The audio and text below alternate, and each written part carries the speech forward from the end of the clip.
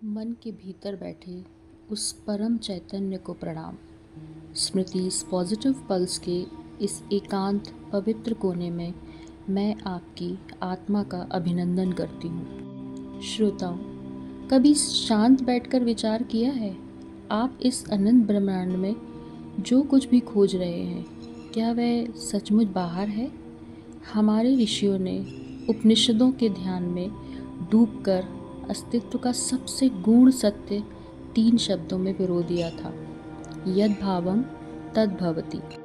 इसका अर्थ केवल सोच नहीं है, इसका अर्थ है जैसी आपकी अंतरात्मा की मूल प्रतिध्वनि होगी, यह संपूर्ण ब्रह्मांड आपके लिए वैसा ही रूप धारण कर लेगा।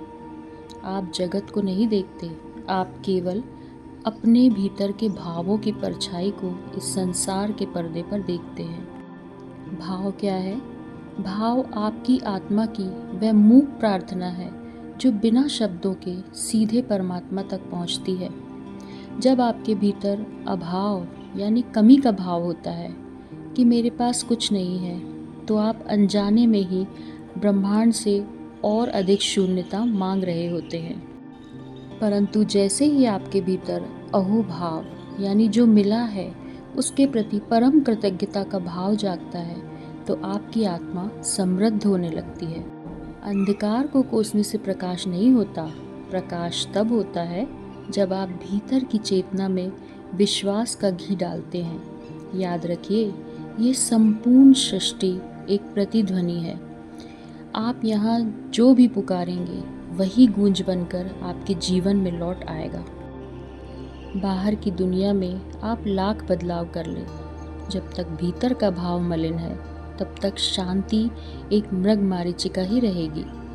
यदि आपके भीतर जगत के प्रति कल्याण का, प्रेम का और करुणा का भाव है, तो विष भी अमृत बन जाता है।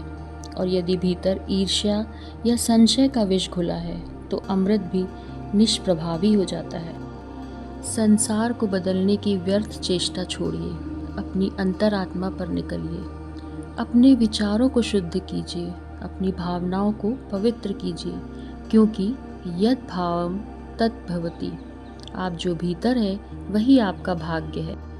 मेरे आत्मीय मित्रों, आज इस संवाद के अंत में मैं आपसे कोई औपचारिक विदा नहीं ले रही, क्योंकि आत्माएं कभी विदा नहीं होती। यदि आज इन शब्दों ने आपकी चेतना को छुआ है, यदि आपके भीतर भी सकारात्मकता की वह दिव्य पल्स धड़की है, तो इस वैचारिक यात्रा में एकाकार हो जाइए। स्मृतिस पॉजिटिव पल्स केवल एक माध्यम नहीं, हम सब की साझी अंतर यात्रा का एक पवित्र परिवार है। यदि आपकी आत्मा को यहाँ विश्राम और प्रकाश मिला हो, तो इस परिवार से स्वतः जुड़ जाइए, ताकि सत्य और आनंद की ये अविरल धारा हम सब के भीतर बहती रहे। अपने इस आत्मीय जुड़ाव को, इस विचार को अन्य पवित्र आत्माओं तक भी पहुंचाएं।